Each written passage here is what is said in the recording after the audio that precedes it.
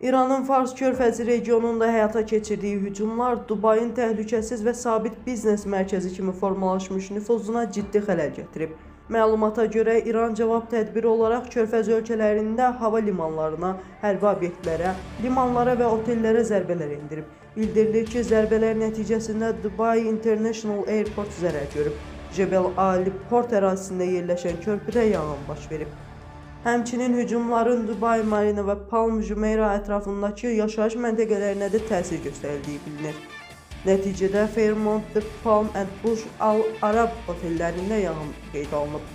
Qeyd olunur ki, hadisələr Ramazan ayına təsadüf edib. Bu dövrdə təşkil olunan korporativ iftar və sahur proqramları regionda işgüzar əlaqələrin qurulması baxımından mühüm əhəmiyyət daşıyır.